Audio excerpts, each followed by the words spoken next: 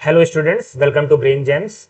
आज हम लेने जा रहे हैं magnetic effect of electric current का लेक्चर 2। लेक्चर 1 में हमने टॉपिक को समझा था, magnetic effect of electric current को। उसके बाद हमने जाना मैग्नेट क्या है, मैग्नेटिक फील्ड लाइंस क्या हैं, उसकी प्रॉपर्टीज क्या हैं। हमने ओरस्टेड एक्सपेरिमेंट देखा था। हमने मैग्नेटिक फील्ड लाइंस की प्रॉपर्टीज के साथ कुछ एक्सपेरिमेंट भी देखे थे, आयरन फाइलिंग्स वाले, है ना। हमने बाद में करंट से मैग्नेटिक फील्ड लाइंस कैसे बनती हैं स्ट्रेट वायर में, सर्कुलर लूप में और सोलेनॉइड में, इनको देखा था। हमने राइट हैंड थंब रूल को जाना था और पाम मैजिकल रूल को भी देखा था हमने, और लास्ट में हमें इलेक्ट्रोमैग्नेट के बारे में जाना था। आज हम शुरुआत करने जा रहे हैं टॉपिक से जिसका नाम है इलेक्ट्रोमैग्नेटिक इंडक्शन। इलेक्ट्रोमैग्नेटिक इंडक्शन, थोड़ा सा मैं इसके बारे में बताऊंगा, फिर इसको थोड़ा सा करूंगा। समझिए, मैंने क्या बोला कि एक हमने क्या ले लिया है, मैग्नेट ले लिया है। ये क्या है? मैग्नेट। मैग्नेट मतलब कौन सा? कंपास। और यहां पर हमने क्या ले लिया? एक सर्किट ले लिया।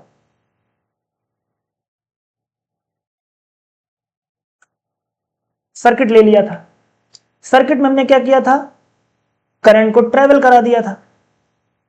जैसे ही करंट को ट्रेवल कराया था, मैं पहले यहां पर लिख रहा हूं 1। समझिएगा बात, क्या है इलेक्ट्रोमैग्नेटिक इंडक्शन। जब मैंने इसमें लिखा था 1, तो पहले इसको हमने देखा और फिर उसकी वजह से यहां मैग्नेट में क्या आया था? कंपास के मैग्नेट में क्या आया था? डिफ्लेक्शन आया था। मतलब यहां पर करंट के होने से डिफ्लेक्शन हुआ, मतलब करंट यहां पे दौड़ा तो ये मैग्नेट बना होगा। ये मैग्नेट ही इस मैग्नेट में क्या लाया होगा? डिफ्लेक्शन लाया होगा। ये बात समझ में आ गई थी, है ना। इलेक्ट्रोमैग्नेटिक इंडक्शन जस्ट इसका अपोजिट कहता है। जस्ट इसका अपोजिट कहता है। वो क्या कहता है? सोचो, किसी ने सोचा नहीं होगा ऐसा कि ऐसा भी हो सकता है। बाद में साइंटिस्ट ने दिमाग लगाया कि ये जो मैग्नेट है, मान लो मैग्नेट है नॉर्थ और साउथ, और उसकी वजह से एक हमारी क्या है? सर्किट। सर्किट में हम लोग क्या लगाएंगे? इस बार बैटरी नहीं लगाएंगे, क्योंकि हमें देखना है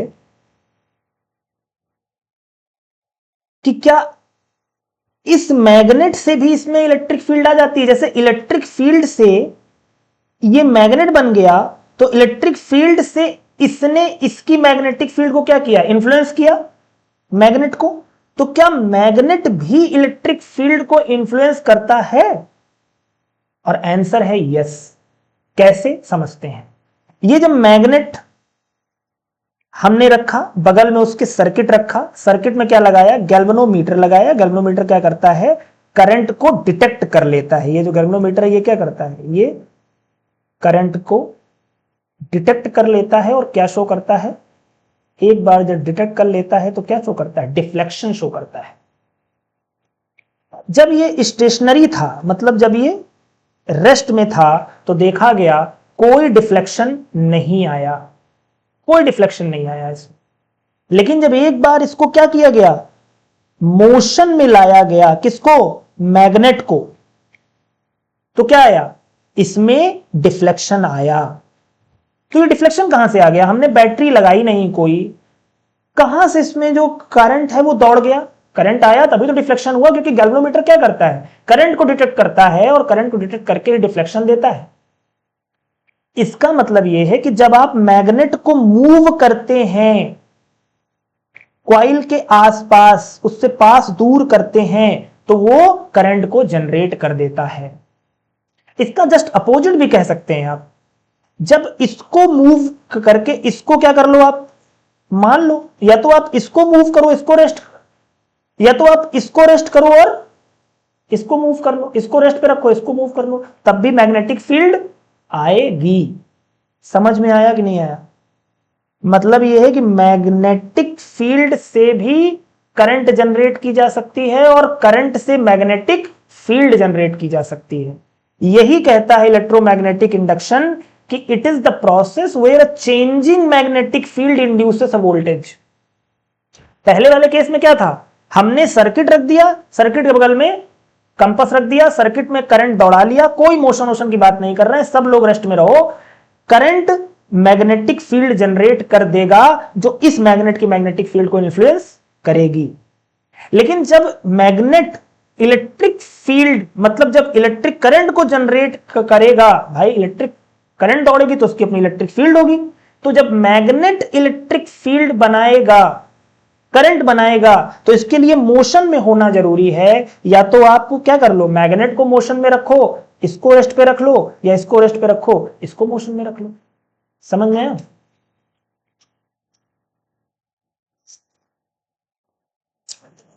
ठीक है, कोई दिक्कत? वही बात यहां लिखी हुई है कि electromagnetic induction is the process where a change in magnetic field induces a voltage. क्योंकि वोल्टेज क्या है भैया, देखो वोल्टेज बहुत जरूरी है। करंट को कभी भी एक जगह से दूसरी जगह ऐसे ही नहीं जाएगा, कोई फ्री में कुछ नहीं होता। एक्शन और रिएक्शन बहुत जरूरी है। न्यूटन ने कहा है ना, थर्ड लॉ है न्यूटन का, कुछ ना कुछ एक्शन हुआ होगा तभी इलेक्ट्रॉन जा रहे हैं। इलेक्ट्रॉन आप जब स्विच ऑन करते हो जाके क्या कर रहे हैं, बल्ब को ग्लो कर रहे हैं। क्यों हो रहा है वो? क्योंकि वोल्टेज है। वोल्टेज मतलब एक चीज है, कुल मिला के समझ लो अभी, जो क्या कर रही है, करंट को दौड़ा रही है, इलेक्ट्रॉन को दौड़ा रही है, एक जगह से दूसरी जगह भेज रही है। ठीक है, उसी को हमने क्या बोला, इलेक्ट्रोमोटिव फोर्स बोला है या ईएमएफ बोला है, potentially leading to an electric current. अब समझ में आ गया? कोई दिक्कत?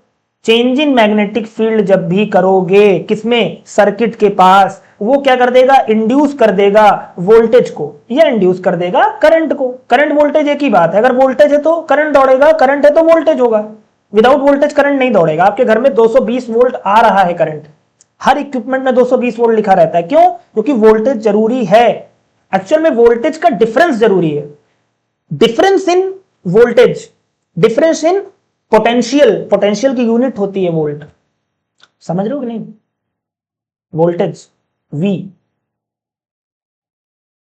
तो वोल्टेज होना चाहिए करंट को दौड़ाने के लिए, वही बात यहां पर कही जा रही है। This occurs when a conductor experiences a change in magnetic flux either because of the conductor is moving through a magnetic field or because the magnetic field is changing in strength of direction। समझ में आ गया? कोई दिक्कत तो नहीं है? Electromagnetic induction के application बहुत इंपॉर्टेंट है, जैसे कि आपका जनरेटर हो गया, ट्रांसफॉर्मर हो गया, ये सब किसी पे काम करते हैं, किस पे, इलेक्ट्रोमैग्नेटिक इंडक्शन पे काम करते हैं।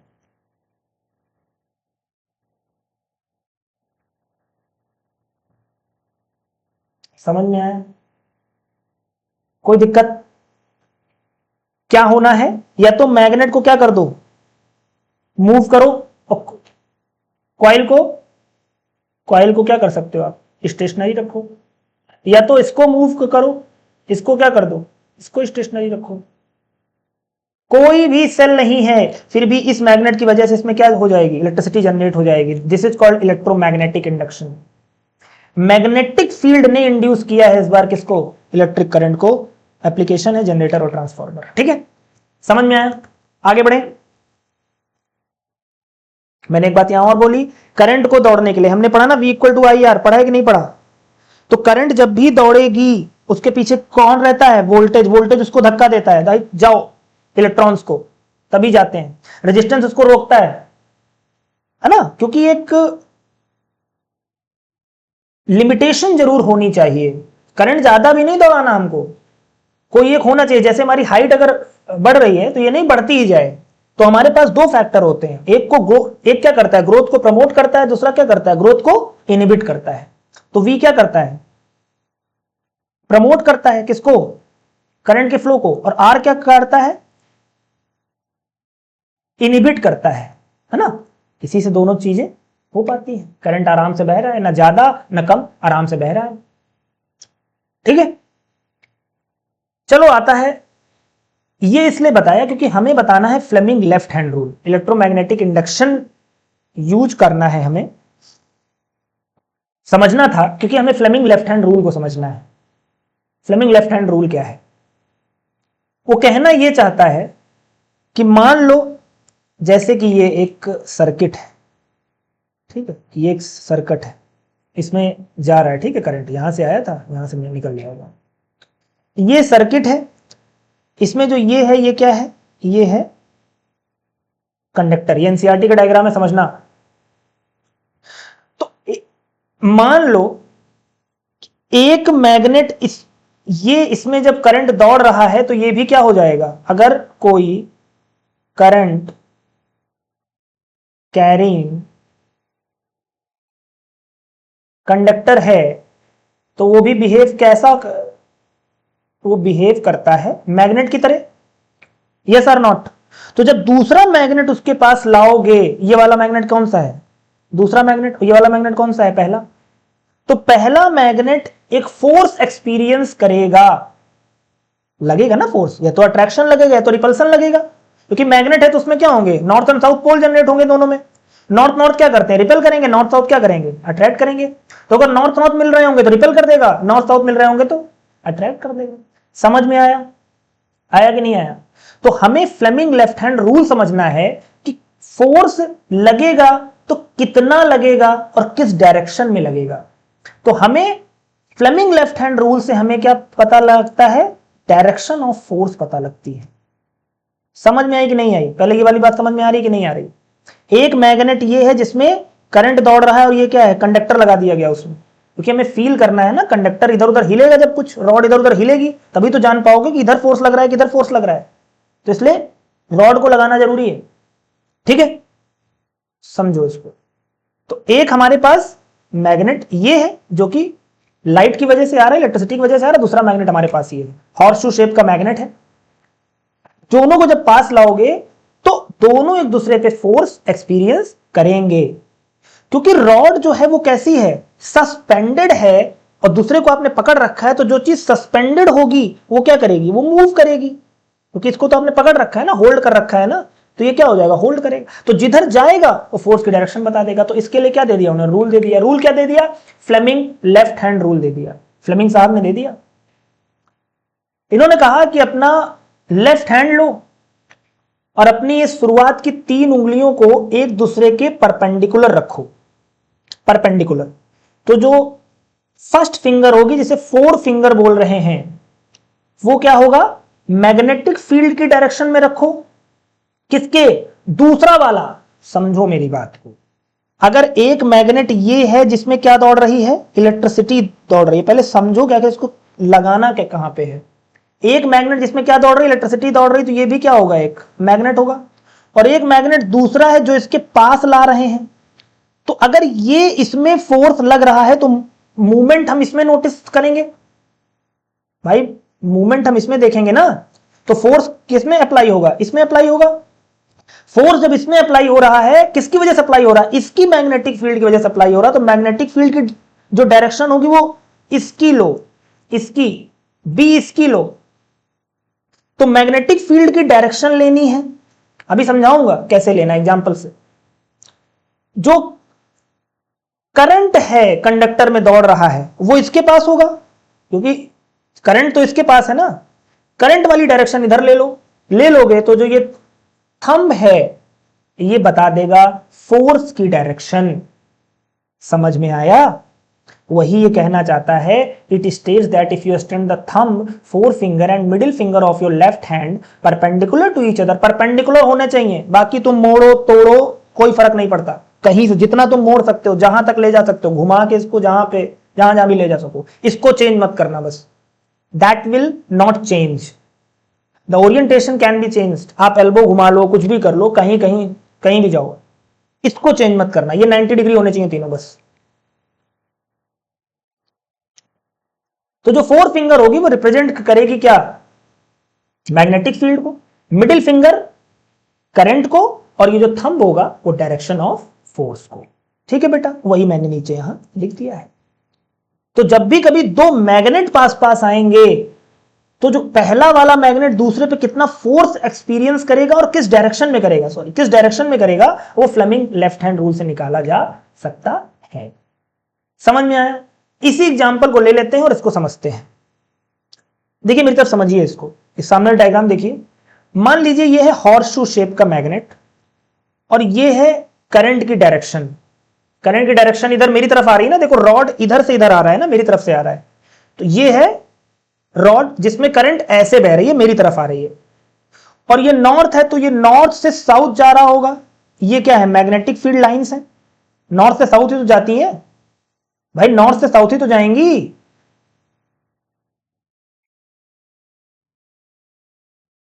दौड़ेंगी ना, समझ में आया।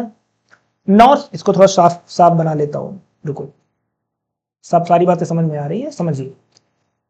तो मैग्नेटिक फील्ड लाइन की डायरेक्शन किधर हो गई, इधर हो गई। करंट की डायरेक्शन मेरी तरफ आ रहा है, ये है हॉर्सशू शेप, तो ये है करंट की डायरेक्शन, और ये है मैग्नेटिक फील्ड की डायरेक्शन। तो फोर्स कहां लगेगा, फ्लेमिंग लेफ्ट हैंड रूल लगाइए। ये बताइए किधर लगाऊं, इधर लगाऊं, भाई ऐसे जा रहा है ना, ये ऐसे है और ये ऐसे है, तो मैग्नेटिक फील्ड लाइन कहां जा रही है, यहां जा रही है, तो क्या करूं मैं, मैग्नेटिक फील्ड लाइन की डायरेक्शन ये कर दूं, करंट को इधर कर दूं अपनी तरफ, करंट को अपनी तरफ करना पड़ेगा ना, तो ये कहां जा रहा है, फोर्स, तो ये जो है ये रॉड किधर हो जाएगी, इस साइड फोर्स एक्सपीरियंस करेगी। समझ में आया कि नहीं आया, अभी इसको और बेहतर तरीके से समझाता हूं, चिंता मत करिए, ठीक है, समझिए। अच्छा, ये जो फोर्स एक्सपीरियंस करेगा ये किस पे डिपेंड करता है बेटा, करंट पे डिपेंड करता है। ऑफ कोर्स करंट जितना ज्यादा होगा फोर्स उतना ज्यादा एक्सपीरियंस होगा। लेंथ ऑफ द कंडक्टर, वो जो ये लेंथ है ये जितनी ज्यादा होगी, लेंथ जितनी ज्यादा होगी फोर्स उतना ज्यादा एक्सपीरियंस करेगा। एंगल अभी मैं समझाता हूं आपको, चलिए कुछ एग्जांपल्स लेते हैं और इसको सॉल्व करते हैं। मान लीजिए ये मैग्नेटिक फील्ड लाइंस है जिसकी डायरेक्शन इस साइड है। आपने एक चार्ज पार्टिकल फेंक दिया इसमें, और वो चार्ज पार्टिकल क्या है, प्रोटॉन है। चार्ज पार्टिकल क्या है, प्रोटॉन है, और प्रोटॉन कैसा होता है, पॉजिटिव चार्ज होता है।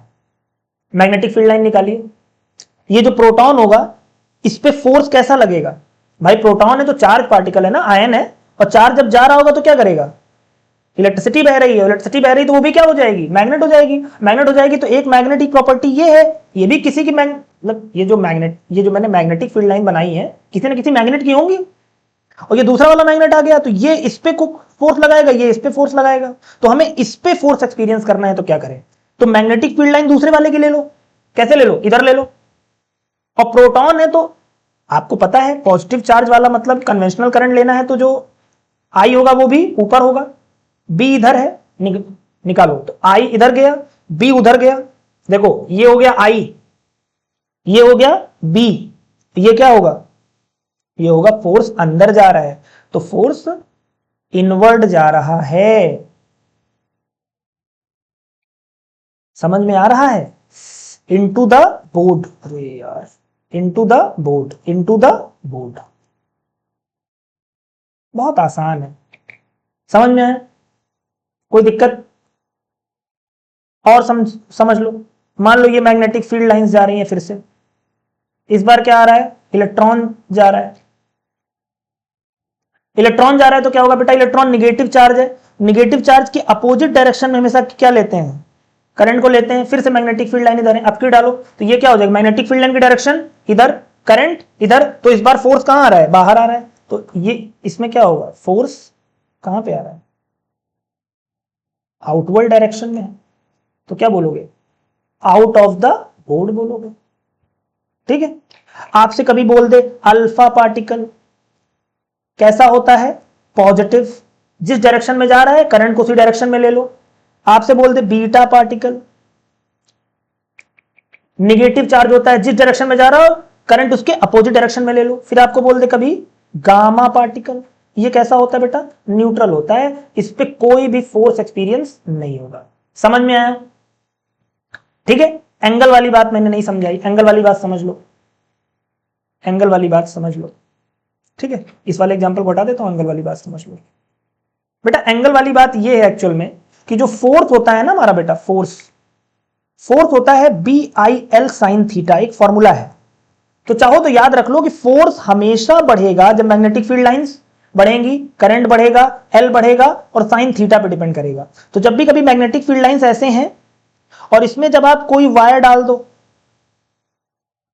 ठीक है, इसको आप वायर भी मान सकते हो ना, ये एक वायर है, वायर में भी तो इलेक्ट्रॉन बह रहे हैं, तो अगर वायर में इलेक्ट्रॉन बह रहे हैं तो जो करंट होगा वो इस डायरेक्शन में होगा कि नहीं होगा? करंट इस डायरेक्शन में है, मैग्नेटिक फील्ड इस डायरेक्शन में है, साइन 180 की वैल्यू क्या होती है? 0, तो फोर्स क्या हो जाएगा? 0। अगर वायर को आप क्या कर दो? उल्टा का कर दो, तो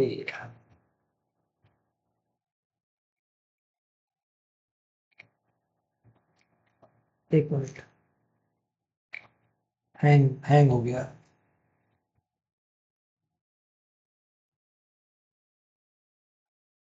मान लो ये क्या है? मैग्नेटिक फील्ड लाइंस है। इसमें हमने क्या किया है? वायर को इस बार इसी के डायरेक्शन में रख दिया है। जब वायर को इसी डायरेक्शन में रख दिया है तो साइन थीटा क्या हो गया? फिर से 0 हो गया। क्यों? क्योंकि जो थीटा है, ये जो एंगल है, एक्चुअल में ये बताना नहीं है मुझे, पर फिर भी सुन लीजिए, जो थीटा है ये एक्चुअल में एंगल है बिटवीन बी एंड आई। तो कभी भी मैग्नेटिक फील्ड लाइंस के पैरेलल अगर कोई वायर रख दिया जाएगा, चाहे वो उसी डायरेक्शन में हो या अपोजिट डायरेक्शन में हो, वहां पर फोर्स क्या होता है? 0 एक्सपीरियंस होता है। आएगा नहीं, पर फिर भी मैं बता रहा हूं, तो एंगल पे डिपेंड करता है। फोर्स के लिए आप याद रख लीजिए, हमें याद रखना है क्या? बिल। जितना ज्यादा मैग्नेटिक फील्ड, करंट, लेंथ, उतने ज्यादा फोर्स। समझ में आया? समझ में आया कि नहीं आया? ठीक है। अरे यार,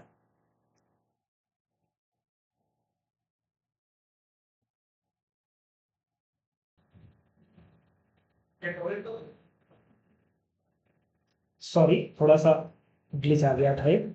ठीक है, तो हमने क्या जाना कि जब भी कभी दो मैग्नेट पास पास लाएंगे तो वहां पर फ्लेमिंग लेफ्ट हैंड रूल लगेगा, जिसके जरिए हम जान पाएंगे कि एक मैग्नेट दूसरे पे फोर्स कितना लगा रहा है, कितना फोर्स एक्सपीरियंस कर रहा है। फॉर्मूला जानने के लिए हमें समझना पड़ेगा कि अगर एक मैग्नेट है जो दूसरे मैग्नेट के पास अगर आ रहा है, तो जो ये वाला मैग्नेट है, अगर हमें फोर्स इस पे एक्सपीरियंस करना है, फोर्स इस पे एक्सपीरियंस करना है, तो जो करंट होगी वो इसकी ले लो, जो मैग्नेटिक फील्ड लाइंस की डायरेक्शन होगी वो इसकी ले लो, तो फोर्स जो फील होगा वो इस पे फील होगा। समझ में आया? राइट हैंड थंब रूल आप लगा सकते हैं, कोई दिक्कत नहीं है, कोई दिक्कत नहीं है। ठीक है,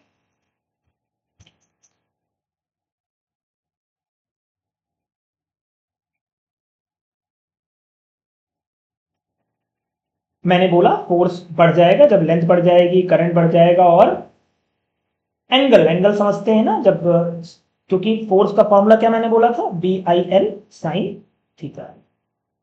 साइन थीटा अगर एंगल किसके किसके बीच में है? थीटा एंगल है बिटवीन बी एंड आई। तो अगर बी और आई क्या हो जाएंगे? 180 डिग्री होंगे या 0 डिग्री होंगे, तो क्या हो जाएगा? फोर्स क्या हो जाएगा? 0 हो जाएगा। बात खत्म। समझ में आ गया? कोई दिक्कत? अब थोड़ा सा समझते हैं एक चीज को, और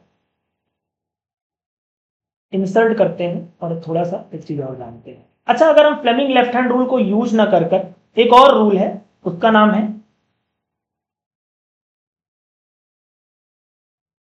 magical palm rule. Magical palm rule क्या कहता है कि हमें वही अपना राइट हैंड ही यूज करना है।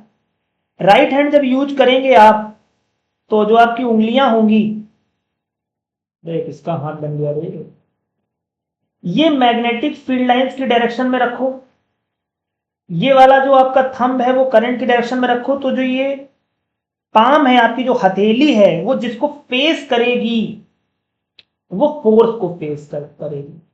जो आपका पाम है फेसेस द फोर्स, फोर्स की डायरेक्शन को,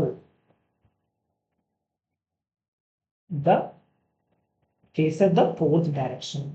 चाहो तो आप इसको यूज कर लो, मैग्नेटिक फील्ड लाइन बना दो। बताओ क्या दौड़ा है? एक वायर है, वायर में करंट मान लो ऐसे है, हमने ले लिया इस बार करंट, करंट डायरेक्शन दे दिया। तो क्या करो? राइट हैंड थंब रूल ले लो। इसमें क्या करना है? मैग्नेटिक फील्ड लाइन की डायरेक्शन में क्या कर दें? इसको कर दें करंट की डायरेक्शन में इसको कर दें तो फोर्स कहां जा रहा है, फोर्स अंदर जा रहा है, अंदर जा रहा है फोर्स। राइट हैंड वाला यूज किया है, आसान है। इसको चाहो तो इसको भी यूज कर लो।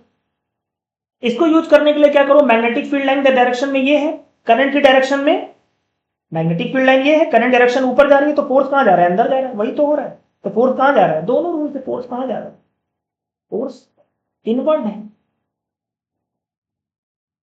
लिखना आपको पाम के बारे में नहीं है, पाम मैजिकल रूल के बारे में, पर यूज आप जरूर कर सकते हैं हर जगह, आसान है ना। ये समय दौरे पड़े आपको पेपर के दौरान, मैं नहीं चाहता। समझ रहे हो, आगे बढ़े, ठीक है, कहीं भी लगाओ, ठीक है। याद रखना, इलेक्ट्रॉन जब मूव कर रहे हैं, अगर मैं बोल दूं इलेक्ट्रॉन मूव कर रहा है, इलेक्ट्रॉन मतलब इलेक्ट्रिसिटी जा रही है, तो वो भी क्या हो जाएगा, एक मैग्नेट। और दूसरा मैग्नेट ये है कि किसी ना किसी मैग्नेट की मैग्नेटिक फील्ड होगी। जब भी कभी दो मैग्नेटिक फील्ड पास पास आएंगी, मतलब दो मैग्नेट पास पास आ रहे होंगे, ये दो मैग्नेट की वजह से एक दूसरे पे अट्रैक्शन और रिपल्शन लग रहा होगा, उसमें आप क्या जानते हो, फोर्स जानते हो। यही एप्लीकेशन है किसकी, फ्लेमिंग लेफ्ट हैंड रूल की। फ्लेमिंग लेफ्ट हैंड रूल आप लिखना आपको है, लेकिन जब आप चाहो क्वेश्चन में आप पाम मैजिकल रूल भी लगा सकते हो। ठीक है, आगे बढ़ें, जानते हैं एसी और डीसी के बारे में। एसी और डीसी क्या है, अल्टरनेटिंग करंट और डायरेक्ट करंट। अल्टरनेटिंग करंट, उसका नाम ही ऐसा है बेटा कि जो करंट है वो अपनी डायरेक्शन को क्या करता है, अल्टरनेट करता है, मतलब चेंज करता है। एसी में जो करंट है वो अपनी डायरेक्शन को क्या करता है बेटा, चेंज करता है। मतलब क्या है कि एसी में जो वेव फॉर्म होती है वो कुछ ऐसी होती है, इसको आप लोग अभी नहीं समझ पाएंगे, इसको समझाता हूं। और डीसी में करंट बिल्कुल स्ट्रेट चलता है, कोई दिक्कत नहीं, ठीक है, कोई पूरा स्ट्रेट चलेगा, टाइम के साथ बिल्कुल स्ट्रेट चलता है। एसी में क्या होता है, ये जो फॉर्म हो रही है कैसे फॉर्म हो रही है समझिए। मान लीजिए ये आपका एक बल्ब है,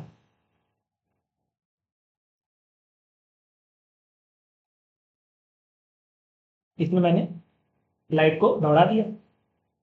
लाइट को जब मैं दौड़ा रहा हूं तो अगर एसी दौड़ रहा है तो करंट एक बार बहुत तेजी से बढ़ता है, फिर घटता है, फिर अपनी डायरेक्शन चेंज करता है, क्योंकि ये वाला क्या होता है पॉजिटिव और नीचे वाला क्या होता है नेगेटिव। ये वाला पॉजिटिव होता है, नीचे वाला नेगेटिव होता है। इस बार नेगेटिव में फिर बढ़ेगा और फिर घटेगा, और ये पूरी एक साइकिल इसकी पूरी हो जाती है। मतलब इसके पास होती है पोलैरिटी, मतलब करंट अपनी डायरेक्शन चेंज करता है। मतलब एक बार अगर ये पॉजिटिव था ये नेगेटिव था, तो दूसरी बार ये नेगेटिव होगा ये पॉजिटिव होगा, और करंट बढ़ेगा घटेगा बढ़ेगा घटेगा, पर इतनी तेज होता है कि आपको पता नहीं लगेगा। आपके घरों में जो आता है वो एसी सप्लाई आती है। एसी सप्लाई में अगर आप अपने जो घर के बल्ब हैं, सीएफएल्स हैं, उनको आप अगर कभी बहुत स्लोमो में देखें, स्लो बहुत करके, बहुत स्लो करके देखेंगे, तो आपको दिखेगा कि वो बहुत तेज जल रहा है, फिर डिम हो रहा है, फिर जल रहा है, फिर डिम हो रहा है। समझ रहे हो आप, हाँ होता है। लेकिन इतनी, अब क्योंकि इसी को इतनी तेज कर दोगे तो क्या हो जाएगा, जैसे ऊपर फैन चल रहा है, तो फैन जब बहुत तेज चलता है तो आप उसके क्या कर सकते हो, उसमें कितनी ब्लेड्स हैं आप काउंट नहीं कर सकते। वैसे ही करंट बहुत तेज डिम हो रहा है, पर हमें दिख नहीं रहा क्योंकि फ्रीक्वेंसी बहुत तेज है। फ्रीक्वेंसी क्या होती है, नंबर ऑफ ऑसिलेशन पर सेकंड। एक जगह से जहां चला था वहीं दूसरी बार पहुंच रहा है, एक सेकंड में कितनी बार कर रहा है। तो जो हमारे यहां एसी आती है ना, उसकी फ्रीक्वेंसी होती है 50 हर्ट्ज। मतलब जो हमारा इलेक्ट्रिसिटी है, घर में जो करंट आ रहा है उसकी फ्रीक्वेंसी 50 हर्ट्ज है। मतलब वो अपनी डायरेक्शन को क्या करेगा, चेंज करेगा 100 टाइम्स। 100 टाइम्स चेंज करता है भाई साहब, समझ में आया।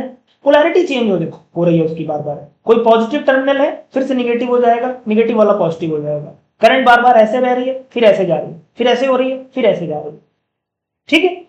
अभी के लिए आप इतना समझ लो कि एसी में करंट अपनी डायरेक्शन चेंज करता है। पहला फैक्ट आप क्या जानोगे, एसी में करंट अपनी डायरेक्शन चेंज करता है, बात खत्म। हमारे घर में जो करंट आ रही है उसमें क्या होता है, 50 हर्ट्ज उसकी क्या होती है फ्रीक्वेंसी होती है। मतलब जो करंट होगा वो चेंज कितनी बार होगा अपनी डायरेक्शन, 100 टाइम आई जो है वो क्या करेगा, अपनी डायरेक्शन चेंज करेगा। डीसी में ऐसा कोई बवाल नहीं है, सीधा चल रहा है, कोई मतलब नहीं। ठीक है बेटा। एसी में it is the signal which changes it magnitude as well as polarity. मैंने बोला ना आपको, इसमें कोई भी पोलैरिटी चेंज नहीं हो सकती। इसमें बेटा ट्रांसफॉर्मर यूज किया जा सकता है। ट्रांसफॉर्मर क्या करता है, जो आपके इलेक्ट्रिसिटी को बढ़ाता और घटाता है, या फिर कह लो इलेक्ट्रिसिटी मतलब वोल्टेज, क्योंकि इलेक्ट्रिसिटी को बहाने के लिए, फोर्स देने के लिए, इलेक्ट्रिसिटी मतलब क्या, इलेक्ट्रॉन की सिटी, उसमें इलेक्ट्रॉन बह रहे हैं। इलेक्ट्रॉन बह रहे हैं तो उनको कौन कौन फोर्स दे रहा है, उनको फोर्स दे रहा है वोल्टेज, पोटेंशियल, वोल्ट। वही 220 वोल्ट हमारे घरों में जो आ रहा है, कितना, 220 वोल्ट। तो ट्रांसफॉर्मर इस वोल्टेज को कम ज्यादा करता रहता है, इसमें कम ज्यादा नहीं किया जा सकता। ट्रांसफॉर्मर वोल्टेज को कम ज्यादा कर सकता है, मतलब करंट को कम ज्यादा कर सकता है, वो सिर्फ एसी में पॉसिबल है। इसकी डिस्ट्रीब्यूशन एफिशिएंसी बहुत ज्यादा है, मतलब इसको हम दूर दराज भेज सकते हैं। बिजली हमारे घर में थोड़ी बन रही है, बिजली तो दूर पावर स्टेशन में बन रही है। 11,000 वोल्ट, उसको और ज्यादा बढ़ाया जाता है, फिर हमारे घरों में भेजी जाती है वो। फिर हमारे घरों के बाहर जो लोकल ट्रांसफार्मर रहते हैं, स्टेप डाउन करते हैं, है ना, वोल्टेज को कम करते हैं, करंट को बढ़ा देते हैं, क्योंकि पावर सेम रखनी है। अभी समझाता हूं सब, ठीक है। चलो शुरुआत पे देखते हैं। वेव फॉर्म समझ रहे हो आप, करंट को एसी में ऐसे चलती है, अपनी डायरेक्शन चेंज करती है, पोलैरिटी चेंज करती है। करंट डीसी में सीधा चलती है। वही बात मैंने यहां लिखी, ट्रांसफॉर्मर इसमें पॉसिबल है, उसमें पॉसिबल नहीं है, क्योंकि इसका वोल्टेज कम ज्यादा किया जा सकता है, मतलब इसका जो करंट है वो कम ज्यादा किया जा सकता है। डीसी में ऐसा कोई पॉसिबल नहीं है। एसी को दूर दराज इलाकों में भेजा जा सकता है, बहुत दूर भेजा जा सकता है, 400 500 किलोमीटर, 600 किलोमीटर आप इसको भेज सकते हैं। इसको नहीं भेज सकते, क्यों नहीं भेज सकते भी बात करेंगे। इसका डिजाइन ऑफ मशीन भी इजी है, इसमें इजी नहीं है। इसका जो डिजाइन ऑफ मशीन है वो कॉस्टली है, ठीक है। तो पहले हम दो चीजें समझते हैं कि जो एसी है उसको आप क्या कर सकते हो, ट्रांसफर कर सकते हो ओवर लॉन्ग डिस्टेंसेस। बेटा देखो, मान लो ये आपका क्या है, पावर स्टेशन है। पावर स्टेशन है मतलब यहां पे क्या होती है, इलेक्ट्रिसिटी जनरेट होती है, बनती है। और जब बनती है तो उसको भेजा जाता है कहां पर, आपका मान लो ये क्या है, मोहल्ला है, आपकी स्ट्रीट, यहां आपका छोटा सा घर है, आपका होम है, यहां लाना है। और ये रेंज कितनी है, 500 किलोमीटर है। ये बिजली को जब यहां से यहां तक भेजोगे ना, तो उसमें एक्चुअली में क्या हो रहा है, इलेक्ट्रॉन ट्रेवल्स कर रहे हैं। और जब इलेक्ट्रॉन ट्रेवल करते हैं, तो मैंने आपको बोला इलेक्ट्रॉन का रास्ता आसान नहीं है। इलेक्ट्रॉन्स दूसरे एटम्स के साथ क्या करते हैं, कोलाइड करते हैं। उसमें क्या होती है, हीट जनरेट होती है, हीट जनरेट होती है। और हीट जनरेट मतलब हीट क्या है, एक प्रकार की एनर्जी। और एनर्जी इतने लंबे समय में क्या हो जाएगी, एनर्जी लॉस हो जाएगी। और ये एनर्जी लॉस को ही हम लोग क्या बोलते हैं, एनर्जी लॉस को एक टर्म दिया गया है, ट्रांसमिशन लॉस। बेटा इस लॉस को झेलेगा कौन, कौन झेलेगा, आपको नहीं पता। आप जो अपने घर में बिजली यूज कर रहे हो, वो बिजली आप इसलिए यूज कर रहे हो, उसकी जो यूनिट है वो है किलोवाट आवर, आपने पढ़ी होगी। और ये किसकी यूनिट है, एनर्जी की यूनिट है। और एनर्जी एक एक जूल, एक एक परसेंट एनर्जी का बहुत इंपॉर्टेंट है भाई साहब। हम सब हैं, हम सब कहां एनर्जी अपनी वेस्ट कर रहे हैं, इससे अभी शायद ज्यादा हमें फर्क नहीं पड़ता। पर बाकी सारी चीजें अगर आपको एनर्जी आपको दे रही है, आपके घर में जो बिजली आ रही है उसमें एनर्जी लग रही है, इलेक्ट्रॉन को खींच के लाने में एनर्जी लग रही है, उसी का आप क्या देते हो, कॉस्ट देते हो। तो इतना ये जो आपके घर में इलेक्ट्रॉन दौड़ रहे हैं उसमें एनर्जी लग रही है, तो उसका पैसा आप देते हो। जो बाहर ट्रांसमिशन लॉस है, जो 500 किलोमीटर से इलेक्ट्रॉन को खींच के ला रहा है, उसका पैसा कौन देगा। और उसमें हीट लॉस बहुत ज्यादा हो रहा है, मतलब उसको लाने में तो खर्चा हो ही रहा है, साथ में आपस में कोलाइड करके हीट कर रहे हैं, और हीट भी एक प्रकार की क्या है, एनर्जी है, उसमें भी लॉस हो रहा है। समझ में आया कि नहीं आया? इससे बचने के लिए हमें एसी को ही प्रेफर करना पड़ता है। डीसी में हीट लॉस बहुत ज्यादा है, ट्रांसमिशन लॉस बहुत ज्यादा है, इसको कौन बियर करेगा? समझ रहे हैं आप? समझते हैं। तो एसी में क्या होता है, जहां पर पावर स्टेशन है बेटा, वहां पर हम, पहली बात, यहां पर जो पावर होगा वही पावर हमें कहां चाहिए, यहां पे भी चाहिए, स्ट्रीट में। ये है 500 किलोमीटर का गैप। तो पावर का एक फॉर्मूला होता है, पावर इक्वल टू वी आई, पढ़ा होगा आपने, आई स्क्वायर इंटू आर, कुछ पावर के फॉर्मूले थे ना, तो एक फॉर्मूला होता है वी आई। यहां जो पावर होगा वही सेम पावर यहां तक अगर पहुंचाना हो आपको, तो क्या करोगे आप बेटा? करंट को अगर हमें क्या करना है, रास्ते भर क्या करना है, हीट लॉस हमें नहीं देखना है, हीट लॉस को क्या करना है, बहुत कम करना है। हीट का फॉर्मूला क्या था, I square R into T, Joule's law of heating, याद आया? आई जितना ज्यादा, आई जितना ज्यादा, हीट लॉस उतना ज्यादा। तो आई क्या हो जाएगा, कम। आई क्या करना है, कम करना है, और पावर को अगर कांस्टेंट रखना है तो वी को क्या करना पड़ेगा, बढ़ाना पड़ेगा।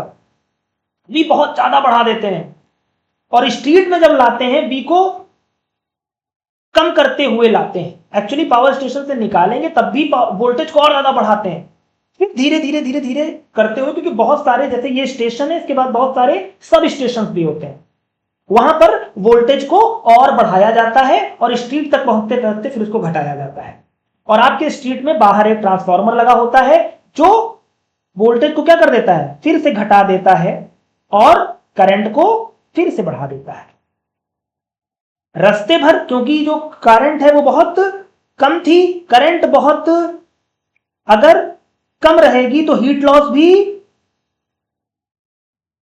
कम होगा, यही तुमको चाहिए था। समझ में आया? इसीलिए ट्रांसफार्मर का यूज सिर्फ एसी में ही किया जा सकता है। अब शायद सारी बातें क्लियर हो रही होंगी। Power equal to V I, एक फॉर्मूला याद कर लो, और heat equal to I square into R T. अगर पावर कांस्टेंट रखना है तो अगर वी को बढ़ा रहे हो तो आई को घटना पड़ेगा, तभी पावर कांस्टेंट रह पाएगी। और जब आई को घटा दोगे तो रास्ते भर आई रहेगा कम। तो हमने पढ़ा है formula Joule's law of heating में, heat equal to I square into R T. तो आई कम तो हीट कम, हीट लॉस कम, हीट लॉस कम तो एनर्जी लॉस कम, तो उससे क्या होगा, ट्रांसमिशन लॉस भी कम रहेगा। और फिर वही सेम पावर वहां पहुंचा दो, और इस बार क्या करना है, वोल्टेज को घटा दोगे, सेम पावर रखनी है तो इस बार क्या करना पड़ेगा, करंट को फिर बढ़ाना पड़ेगा। समझ में आया? आया कि नहीं आया? आएगा, आएगा, इसको रोक रोक के देखना, सब आएगा। ठीक है, कोई दिक्कत? आगे बढ़े, ठीक है। चैप्टर के लास्ट पड़ाव पे आ गए हैं हम। Domestic electric circuit. आपके घरों में वो जो बिजली आ गई है ना, तो उसमें जो पावर आ गया है उसको तो हमने सेम रखा है, वी आई।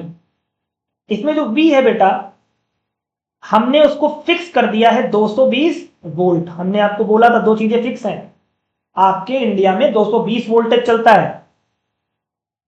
फ्रीक्वेंसी कितनी चलती है, 50 हर्ट्ज चलती है। फ्रीक्वेंसी क्या होती है, नंबर ऑफ ऑसिलेशन पर सेकंड, मतलब एक सेकंड में 50 ऑसिलेशन पूरे होते हैं आपके एसी सर्किट के। और आपके घर में एसी करंट ही आती है, क्योंकि ट्रांसफार्मर का यूज एसी में किया जा सकता है, वोल्टेज के साथ छेड़छाड़ एसी में ही की जा सकती है। तो मान लीजिए आपके घर में 3 वायर है। पहली बात, एक्चुअल में 2 वायर होते हैं।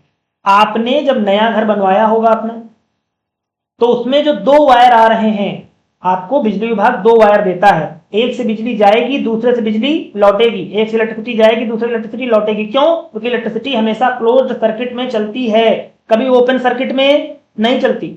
आप वायर क्या कर दो, कट कर दो, इलेक्ट्रिसिटी नहीं दौड़ेगी। इलेक्ट्रिसिटी दौड़ने के लिए क्या चाहिए, क्लोज्ड सर्किट चाहिए। समझ में आया? इलेक्ट्रिसिटी को क्लोज सर्किट में चलना है तो आपको गवर्नमेंट की तरफ से दो वायर दिए जा रहे हैं।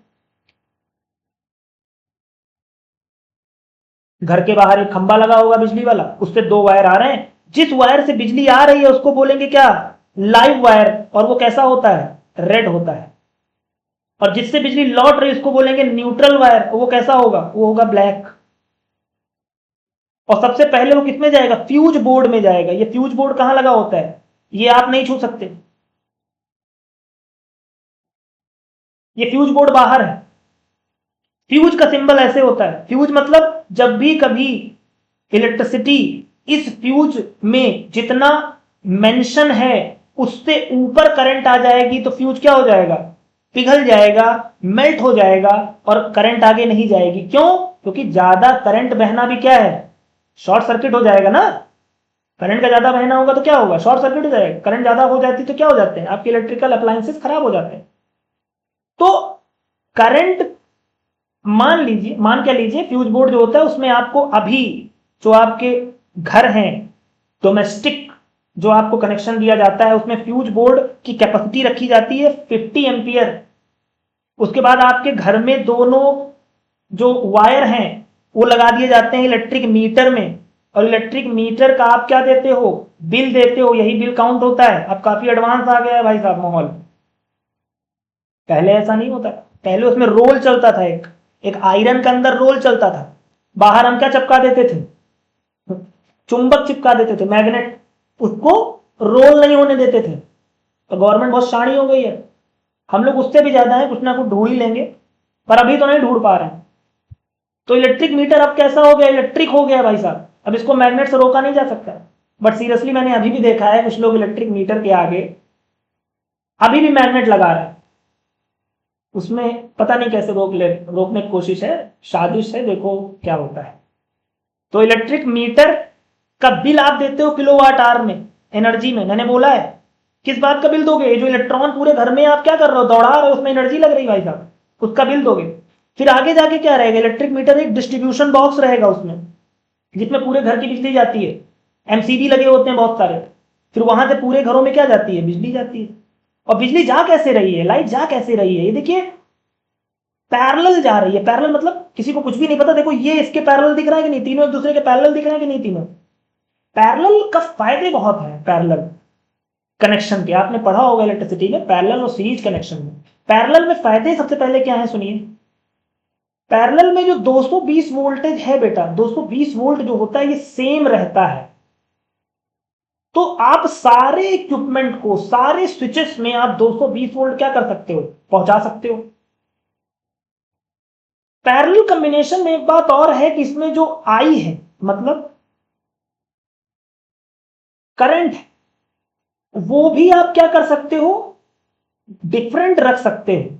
अलग अलग करंट अलग अलग स्विचेस में दे सकते हो। आपने देखा होगा आपके घर में दो प्रकार के स्विच होते हैं। एक होते हैं पावर स्विच, एक होते हैं ऐसे लोकल स्विच जिसमें आप फैन और लैपटॉप और मोबाइल चार्ज करते हो। तो आप अलग अलग सर्किट को अलग अलग करंट दे सकते हो। अगर आपसे कोई पूछने की एप्लीकेशन क्या है किसका? पैरेलल सर्किट का, तो आप बोलोगे वोल्टेज सेम रहता है, करंट अलग अलग दे सकते हो।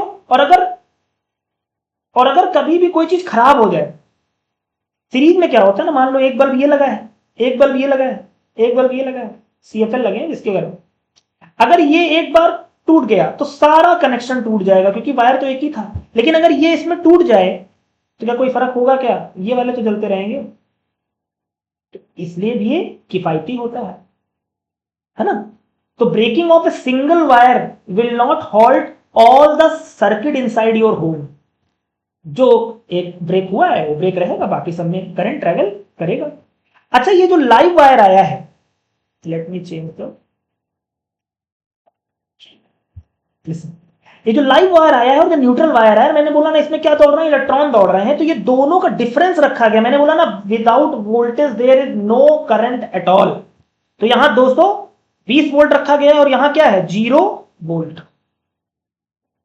220 वोल्ट बेटा, कोई भी चीज जब डिफरेंस होगी तभी ट्रेवल करेगी। एक सिंपल एग्जांपल वाटर वाला ले लो, जहां वाटर का ज्यादा कंसंट्रेशन है, जहां लो है, ज्यादा से लो की तरफ भागेगा। तो ये डिफरेंस बहुत जरूरी है।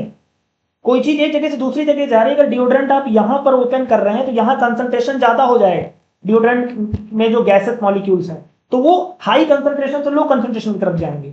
तो वैसे ही इलेक्ट्रॉन भी एक पोटेंशियल डिफरेंस रखना पड़ता है जो कि हमने फिक्स कर रखा है इंडिया में 220 वोल्ट। इसीलिए हमारे सारे इक्विपमेंट्स में क्या रखा है, 220 वोल्ट लगा है। चाहे आप चार्जर कर लो, चाहे आप फ्रिज ले लो, रेफ्रिजरेटर ले लो, वॉटेवर, हर एक चीज में मेंशन होता है 220 वोल्ट। तो डिफरेंस कितना है, 220 और 0, किसके किसके बीच का, live wire and neutral wire. Difference है कितना, 220 वोल्ट है भाई। और क्या, 220 माइनस 0 क्या आएगा, 220 वोल्ट।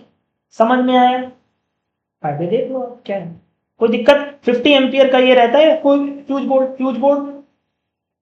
फ्यूज अभी आगे इसको हम बताएंगे। फ्यूज क्या है, एक प्रकार का सेफ्टी डिवाइस है, जब भी करंट ज्यादा होगा तो क्या कर जाता है, मेल्ट कर जाता है। 50 एम्पियर का होता है जनरली, जो डोमेस्टिक में दिए जाते हैं। अगर आपको कॉमर्शियल लेना है, मतलब समझ रहे हो आप, आपको कोई धंधा पानी घर में करना है, चक्की है आपके घर में, जो भी है वोटेवर, तो आप क्या कर सकते हो, उसका कनेक्शन बढ़ा सकते हो, और मोटा वायर आएगा आपके, और ज्यादा इलेक्ट्रिसिटी का बिल देना पड़ेगा आपको। नाउ अब जो हमारे अगर डोमेस्टिक की बात चल रही है तो हमारे पास सेफ्टी डिवाइसेस होनी चाहिए, कुछ सेफ्टी डिवाइसेस, क्योंकि हमारे यहाँ जो बिजली है वो बहुत खतरनाक है।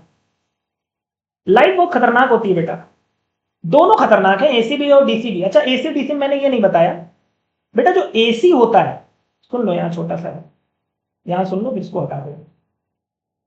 अगर हम एसी और डीसी की बात करें तो बेटा एसी करंट कहीं ना कहीं अट्रैक्टिव नेचर का होता है। क्यों, क्योंकि ये बार बार फ्लक्चुएट करता है, कम ज्यादा होता है। इसमें अगर एक बार आपकी बॉडी मतलब क्या हो गई, इंसर्ट हो गई, तो आपकी बॉडी समझ नहीं पाती। समझ रहे हो, जैसे आपको कोई डेली मारे फिर प्यार करे, मारे फिर प्यार करे, तो आप समझ नहीं पाते हो कि प्यार ज्यादा करता है कि नफरत ज्यादा करता है। लेकिन डीसी भाई साहब स्ट्रेट फेस है, बिल्कुल बहुत ज्यादा ब्लंट है, रिपल्सिव है। जैसे ही छुओगे झटका देगा, छीन लोगे। कम ज्यादा नहीं करता, अट्रैक्टिव। ये एसी क्या होता है, कम ज्यादा करता है। मैंने कहा था ना, बढ़ेगा घटेगा, फिर बढ़ेगा, फिर घटेगा। समझ रहे हो, तो एसी अट्रैक्टिव नेचर का होता है, डीसी रिपल्सिव नेचर का होता है। समझ में आया ना, कोई दिक्कत, आगे बढ़े, ठीक है। दोनों में अच्छा, एसी आपके घर में सारी चीजें एसी से चलती है। डीसी से क्या क्या चलता है, आपकी जो वॉच है, इलेक्ट्रिक मोटर, ये जो इलेक्ट्रिक रिक्शा आजकल चल रहे हैं, स्कूटी चल रही है, ये सारे क्या हैं आपका। और क्या चलता है, आपकी वॉच, आपकी टॉर्च, ये सारे क्या हैं, डीसी से चलते हैं। जो आपकी सेल है, जो प्राइमरी सेल आप यूज करते हो घर में, 5 रुपए वाला, 10 रुपए वाला, 20 रुपए वाला, वॉटेवर, वो भी किस पे चलता है, डीसी पे चलता है। समझ में आया, ठीक है, आगे बढ़े।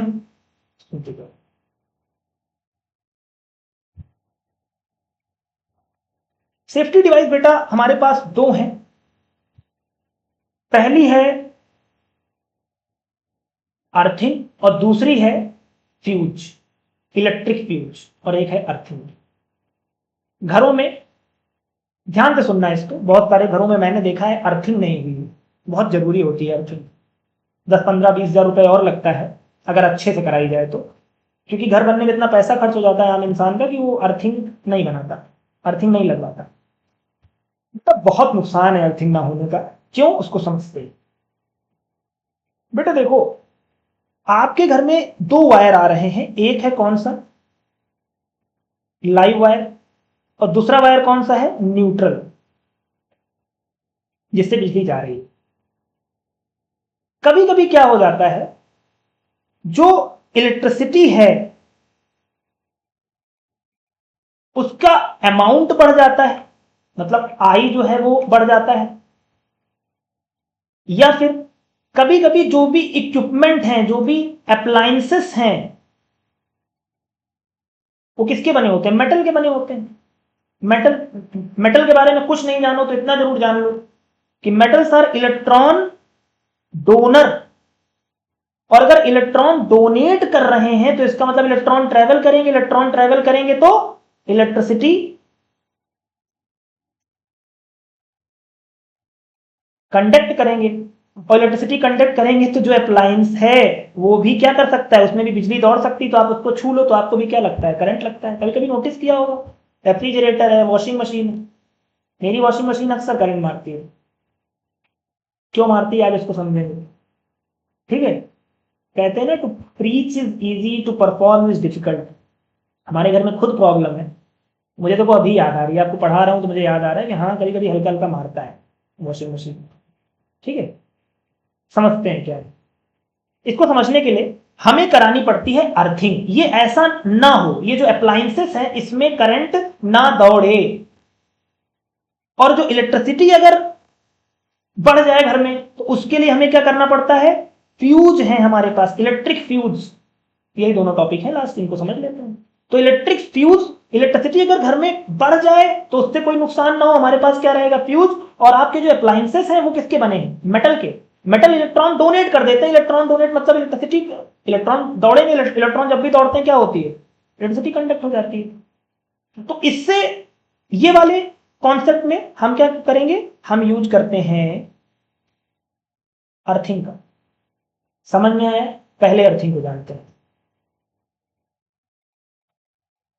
अर्थिंग में बेटा हम एक कॉपर प्लेट ले लेते हैं, copper plate, copper plate, copper की रॉड ले लो, सॉरी पहले कॉपर रॉड ले लो फिर कॉपर प्लेट लो। ये है कॉपर की रॉड, कॉपर की रॉड अच्छा कंडक्टर है ना। ये है कॉपर की प्लेट। इसको कैसे बनाते हैं एक्चुअली मैं बना के दिखा। ये है कॉपर की रॉड और ये है कॉपर की प्लेट, ऐसे। ठीक है, इसका सिंबल, ये है कॉपर की प्लेट। यहां पर हम क्या चाहें तो थोड़ा बहुत साल्ट डाल दें और साथ में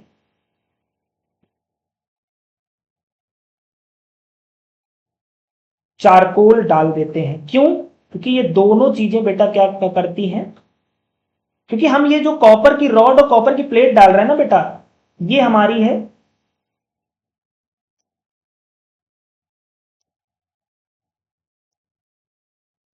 ये हमारी है अर्थ की सरफेस, मतलब इसके ऊपर हम रहते हैं, समझ रहे हो, इसके ऊपर रहते हैं। तो ये लगभग 2 से 3 मीटर मान लो आप, इतना नीचे इसको करना पड़ता है। कॉपर रॉड से आप कॉपर प्लेट डाल दो, वहां साल्ट और चारकोल भी डाल दो, क्योंकि क्या बढ़ा देता है, कंडक्टिविटी बढ़ा देता है between the plate and the earth. अभी समझना।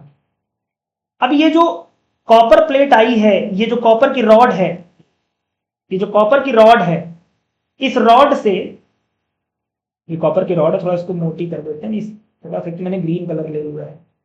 ठीक है, इस कॉपर की रॉड से अब हमें क्या करना है, एक ग्रीन वायर लेना है। क्योंकि मैंने अभी ग्रीन वायर के बारे में यहां नहीं बताया था, अगर आपको याद हो तो। मैंने दो वायर के बारे में बोला था, लाइव वायर और न्यूट्रल वायर, पर मैंने ग्रीन वायर के बारे में नहीं बोला आपसे। बेटा ग्रीन वायर ही है अर्थिंग। जहां जहां भी, जिन जिन चीजों में, जिन जिन चीजों में आपको क्या मिले, ट्रिपल पिन मिले, मतलब 3 सॉकेट मिल जाए जिसमें 3 पिन हो, एक में करंट आएगा, दूसरे में करंट जाएगा, तीसरे में भी एक मोटा वाला पिन, जिसमें वो दोनों पिन से क्या होता है, ज्यादा मोटा भी होता है और उसकी लेंथ भी ज्यादा होती है। उसमें अगर कोई भी चीज में 3 पिन लगी है, इसका मतलब उसको क्या है, नीड है, किसकी, अर्थिंग की नीड है। तो वो जो ग्रीन वाले वायर हैं, वो देखो, वो भी हर जगह लगाए जाते हैं। देखो ग्रीन वाला वायर, ये देखो ग्रीन वाला, देखो ग्रीन वाला, हर स्विच के पास रहेगा ग्रीन वाला। और ये जो अर्थ वायर है, ये वाला ग्रीन वायर, इसी को उठाकर, ये वाला देखो ध्यान से, इसी को उठाकर हम यहां समझने जा रहे हैं। इसी को मैंने यहां जोड़ दिया है, समझ रहे हो, वही ग्रीन वायर को मैंने इसमें जोड़ दिया, इसमें। समझ में आया। और वो आगे जाके क्या करेगा, हर इक्विपमेंट से, मतलब हर एक स्विच में जाकर ये चला जाएगा, हर एक स्विच में, घर के हर एक स्विच में क्या होगा, ये चला जाएगा। कोई दिक्कत। अच्छा, ट्रिपल पिन होते किसमें किसमें है, आपका हीटर है, आपका रेफ्रिजरेटर है, फ्रिज है, सब में क्या है, ट्रिपल पिन होते हैं। ट्रिपल पिन होने का बेटा मतलब क्या है, मान लीजिए ये आपका क्या है कि हीटर ले लेते हैं हम, हीटर ले लेते हैं बेटा। हीटर से भी क्या होगा, एक वायर निकला होगा, उस वायर में क्या होगा, एक प्लग लगा होगा और उसमें 3 ऐसे करके सॉकेट होंगे। ये जो 3 हैं ये हैं क्या एक्चुअल में, इनको अगर समझना हो तो एक होगा कौन सा, लाइव वाला जिससे करंट आएगी, दूसरा क्या होगा न्यूट्रल जिससे करंट जाएगी, और तीसरा होगा अर्थिंग। तो यहां पे जो 3 वायर हैं, एक से करंट जाती है, दूसरे से करंट आती है।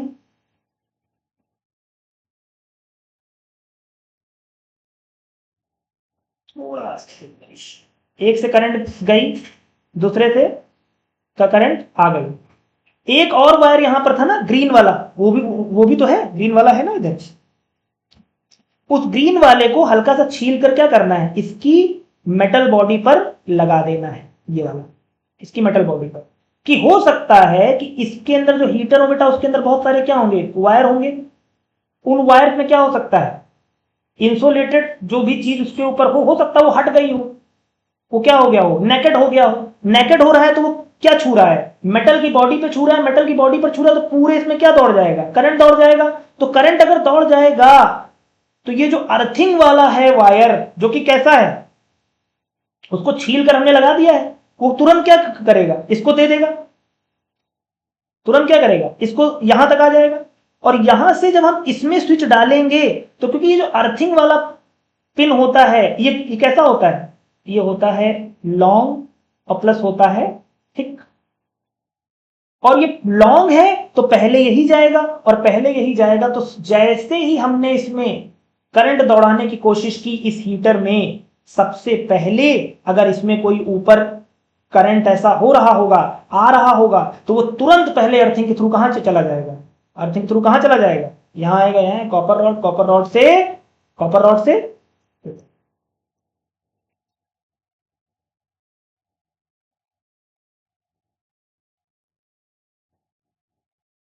वो आएगा कॉपर रॉड से, कॉपर रॉड से कहां, कॉपर प्लेट, कॉपर प्लेट में यहां साढ़े 4 कोर है, कंडक्टिविटी बढ़ा देगा। कंडक्टिविटी क्या, प्लेट और अर्थ के बीच में, और अर्थ क्या है, अर्थ में तो तुम कुछ भी डाल दो, जगत जननी हो, उसमें कुछ भी डाल दो आप, आयंस डाल दो, दुनिया भर का करंट डाल दो, बिजली गिरती है ना, सारी गिरती कहां जाती है, अर्थ में तो जाती है, ओशियन है वो आयंस का, सारा वहां चला जाएगा। समझ में आया, कोई दिक्कत, आगे बढ़े। सब बेटा घरों में होनी चाहिए, ठीक है, जब भी आप घर बनवाएं इस बात का ध्यान जरूर रखें। अगला पढ़ते हैं इलेक्ट्रिक फ्यूज। बेटा फ्यूज क्या होता है, फ्यूज का सिंबल कुछ ऐसा होता है, मान लीजिए आपके घर में करंट आ रही है, इलेक्ट्रिक फ्यूज क्या करता है, अगर इलेक्ट्रिसिटी बढ़ गई है तो उसको कम करता है। समझ में आया कि नहीं आया। और अर्थिंग क्या करती है, जब भी कभी जो आपके घर में अप्लायंसेस हैं वो अगर उनमें करंट आ जाता है तो उसको अर्थ में डाल देता है। फ्यूज की बात करते हैं, एक स्मॉल पीस ऑफ वायर होता है made up of material of high resistance, resistance मतलब रेजिस्टेंस बहुत ज्यादा होगी, हमने V equal to I R पढ़ा है, रेजिस्टेंस जितनी ज्यादा होगी करंट उतनी कम होगी। और लो मेल्टिंग पॉइंट मतलब क्या करते हैं, पिघल जाते हैं आसानी से, आसानी से क्या करेंगे, पिघल जाएंगे। ठीक है, इसको समझने के लिए थोड़ा सा इसको विस्तार से समझते हैं। अच्छा ये वाला कॉन्सेप्ट तो मालूम है ना कि अगर हाई रेजिस्टेंस होगा तो क्या होगा, ओम्स लॉ क्या कहता है, V equal to I R. अगर रेजिस्टेंस ज्यादा है तो करंट कम ट्रेवल करेगी। और साथ में क्या कहता है, लो मेल्टिंग पॉइंट मतलब क्या हो जाएंगे, तुरंत क्या हो जाएंगे, पिघल जाएंगे, पिघल जाएंगे जल्दी, बहुत कम ही टाइम में। तो मान लीजिए ये आपका एक फ्यूज है बेटा, ये इलेक्ट्रिक अप्लायंसेस में होता है। मान लीजिए ये आपकी क्या है, ये आपकी है टीवी, टीवी बहुत कम पावर लेती है, ठीक है, तो ये आ रही है बिजली। बेटा मान लो टीवी आपकी लेती है 4 एम्पियर करंट, और इसको हमने क्या बना दिया, 4.2 एम्पियर का बना दिया फ्यूज को। अगर इससे ज्यादा करंट जाएगा किसमें, इसके थ्रू, तो क्या हो जाएगा, ये तुरंत टूट जाएगा, पिघल जाएगा, क्योंकि इसकी रेजिस्टेंस बहुत ज्यादा होती है तो करंट को ट्रेवल नहीं करने देता ज्यादा, और ज्यादा मतलब 4.2 एम्पियर से ज्यादा, और एक बार इससे ज्यादा करंट ट्रेवल हुआ तुरंत ये सर्किट टूट जाएगी। सर्किट टूट जाएगी तो करंट आगे ट्रेवल नहीं कर पाएगा, और करना भी नहीं चाहिए, क्यों, क्योंकि फिर टीवी क्या हो जाएगी आपकी, खराब हो जाएगी ना, ओवरलोडिंग हो जाएगी। ओवरलोडिंग मतलब ज्यादा करंट को ले लिया जाएगा इससे, समझ में आया। ओवरलोडिंग का मतलब ये भी है कि किसी एक पार्टिकुलर चीज से बहुत ज्यादा करंट को विड्रॉ करना, उसकी कैपेसिटी उतनी नहीं है, टीवी की कैपेसिटी नहीं है उतनी करंट को लेने की, आपने दे दिया तो इसलिए फ्यूज लगे रहते हैं। तो जो नॉर्मल सर्किट आपके घर में सॉरी जो नॉर्मल स्विच होते हैं वो होते हैं 5 एम्पियर के, जिनसे आप पंखा, लाइट्स, टीवी, लैपटॉप सब कुछ चलाते हो। 5 एम्पियर के फ्यूज उसमें होते हैं। अगर उससे ज्यादा करंट बढ़ जाएगी तो फ्यूज टूट जाएंगे, फ्यूज उड़ जाएंगे तो क्या होगा, बच जाएगा, वो आगे वाली चीज आपकी बच जाएगी। अच्छा, जो बहुत ज्यादा हाई अप्लायंसेस होते हैं उनमें भी फ्यूज होता है, लेकिन उसकी कैपेसिटी थोड़ी सी बढ़ा दी जाती है, 15 एम्पियर रख दी जाती है। जैसे यहां पे क्या ले लो आप, आयरन ले लो, इलेक्ट्रिक आयरन प्रेस आपका, 15 एम्पियर के अगर ऊपर 15 एम्पियर से ज्यादा अगर आ गया क्या करंट, तो ये भी क्या हो जाएगा, टूट जाएगा। टूट जाएगा तो आपको क्या हो जाएगा, आयरन बच जाएगा, क्योंकि करंट को क्या चाहिए, क्लोज सर्किट चाहिए ना, एक बार अगर पिघल गया तो बात खत्म हो गई। तो याद रखना फ्यूज क्या होता है, स्मॉल पीस ऑफ वायर होता है, बना किससे होता है, कॉपर और लेड से बना होता है, टिन और लेड से बना होता है ना। जनरली क्या होते हैं, एलॉय होते हैं। एलॉय क्या होते हैं, जो मेटल और दूसरे नॉन मेटल के साथ जुड़ जाए, या फिर दो मेटल आपस में जुड़ जाए, समझ रहे हो आप, कॉपर लेड के हों, टिन लेड के हों, समझ में है कोई दिक्कत। टिन का सिंबल SN, लेड का सिंबल PB, समझ रहे हो, इससे बने होते हैं। इतना ही लिख दो, एग्जाम्पल में क्या लिख दो, कॉपर और लेड, टिन और कॉपर और लेड आपके कोर्स में दिया हुआ है, ठीक है, एलॉय के बने होते हैं। हाई रेजिस्टेंस होती है, लो मेल्टिंग पॉइंट होता है। ओवरलोडिंग क्या होती है समझते हैं। ओवरलोडिंग सिंपल सी बात है, एक कोई आपने क्या ले लिया, बोर्ड ले लिया, मैंने वही बोला ना, एक कोई बोर्ड है,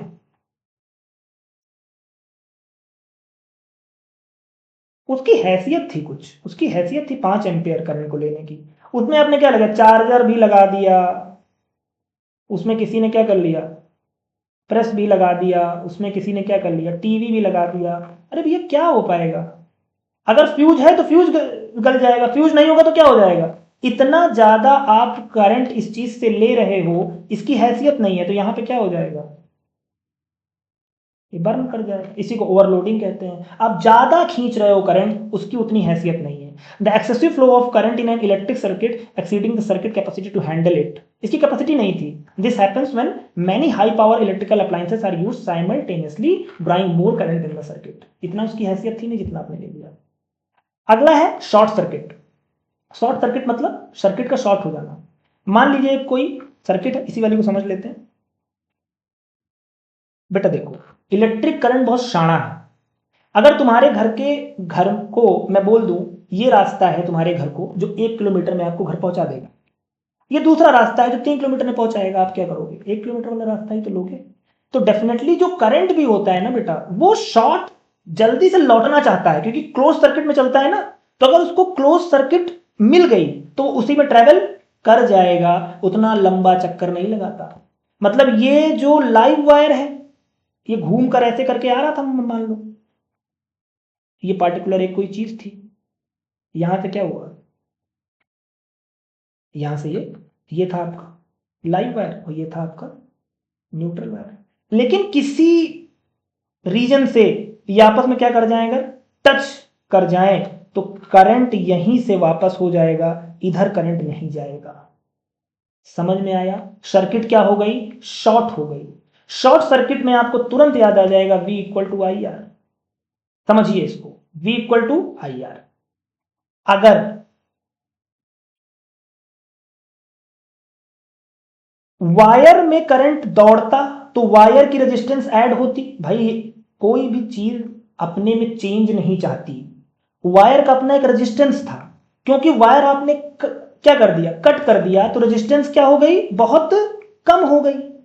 रेजिस्टेंस कम हो गई तो ऑफकोर्स क्या होगा, करंट बढ़ जाएगा। क्यों? ओम्स लॉ यही तो कहता है। और जब करंट बढ़ जाएगा, इतना ज्यादा करंट बढ़ जाएगा कि शॉर्ट सर्किट हो जाएगा, मतलब हीट ज्यादा जनरेट होगी, क्योंकि हीट क्या होती है, I²R इंटू टी। आई जितना ज्यादा होगा हीट उतना ज्यादा होगा। और आई ज्यादा हो क्यों गया? क्योंकि रेजिस्टेंस कम हो गया। रेजिस्टेंस क्यों कम हो गया? क्योंकि जो लेंथ ऑफ वायर था वही तो क्या दे रहा था, रेजिस्टेंस। लेंथ कम हो गई तो रेजिस्टेंस भी कम हो गई। ओके, तो शॉर्ट सर्किट भी समझ में आया आपको? ठीक है, तो इलेक्ट्रिक फ्यूज हमारे अप्लायंसेस से बचने के लिए हैं, ओवरलोडिंग ना करें। इलेक्ट्रिक फ्यूज लगे ही होते हैं अप्लायंसेस में, है ना, और अर्थिंग होनी चाहिए, है ना। शॉर्ट सर्किट नहीं होता, मतलब ध्यान रखिए कि लाइव वायर न्यूट्रल वायर को टच ना करे। टच करेगा तो वहीं से लौट जाएगा, क्योंकि वो भी शॉर्ट सर्किट बना लेगा। भाई तुम्हारे घर में घुसा और उसको आना है घूम के, पहले ही टच हो गया तो पहले ही लौट जाएगा। पहले ही लौट जाएगा तो क्या हो जाएगा, आगे वाली जो सर्किट है वो क्या हो गई, कैंसिल हो गई।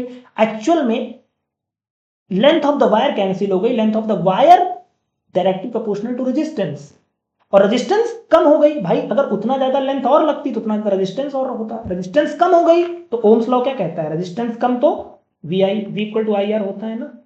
आई क्या है, इनवर्सली प्रोपोर्शनल टू आर। अगर आर बहुत ज्यादा, आर बहुत कम हो गया तो आई बहुत ज्यादा हो गया, और आई बहुत ज्यादा हो गया तो जूल्स लॉ ऑफ हीटिंग क्या कहता है, आई ज्यादा तो हीट ज्यादा, हीट ज्यादा तुरंत क्या हो जाएगी, आग लग जाएगी, शॉर्ट सर्किट हो जाएगा। Okay, this is all about of this chapter. The chapter was very long actually, बहुत लंबा चला गया लेक्चर, बट आई होप इसे आप देखेंगे और चीज़ों को बेहतर समझेंगे। ठीक है, कोई चीज़ समझ में नहीं आई तो आप उससे कमेंट बॉक्स में ज़रूर डालिए, और कौन सा लेक्चर आपको सुनना है इसमें भी आप डाल सकते हैं। ठीक है, थैंक यू, अपना बहुत ख्याल रखें। ठीक है, और घर में अर्थिंग जरूर लगवा लें।